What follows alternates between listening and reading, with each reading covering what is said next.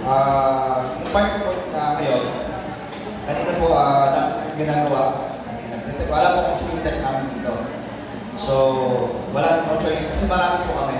We are like 67 singers. And kanya-kanyang part, minsan po kami technician, but sa atin wala po siya. So, apat lang kami. Yun, no choice kaya tulungan kami. Now, right now, I'm going to be giving a solo. And yung song na ito is, ginawa ko po ito way back 15 years ago. Nung ako po ay I used to be a seafarer sa Marino. So alam niyo naman po, pag Marino ay seaman, usually malalayo at matatagal yung biyahe lalo na sa mga international life. So sino po ang nakarinig na ng Atlantic Ocean? Taas ang kamay. Pacific Ocean. Sino na po ang nakarating na nakadaan doon? So para makadaan po kayo, you need to be a seafarer. Kailangan sa mga kailangan ito. So ako po, profession ko po is marine engineer. Habang tumatawid po kami sa karagatan ng Atlantic Ocean, it's like 1 month po na biyahe. So napakatagal. Siyempre sa sobrang tagal ng oras at araw, tuwing gabi, nasa room ako, wala akong magawa. Naisip ko kung gumawa ng song. It made me realize, at sa ating lahat, ma-realize natin ang buhay, lalo na sa panahon ng challenges. Gaano man po tayong nagkakasala. Naniniwala po ba tayo na mahal tayo ng Panginoon? Naniniwala po ba tayo? Sino po ang naniniwala? Taas nga po ang kamay. Ayan, hindi po. So ako po, personally naniniwala ako sa dami ng challenges. Isa lang po ang pinaniniwalaan ko.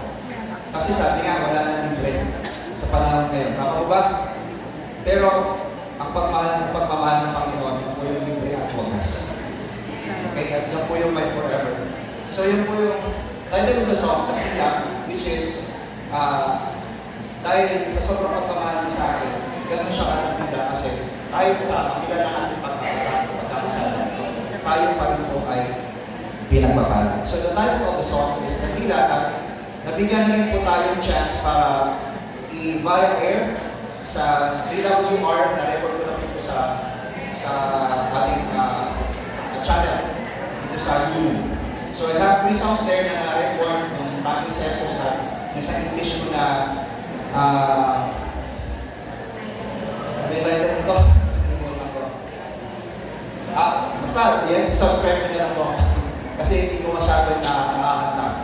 Now, I hope ma-bless kayo sa song na to at ma-inspire ko.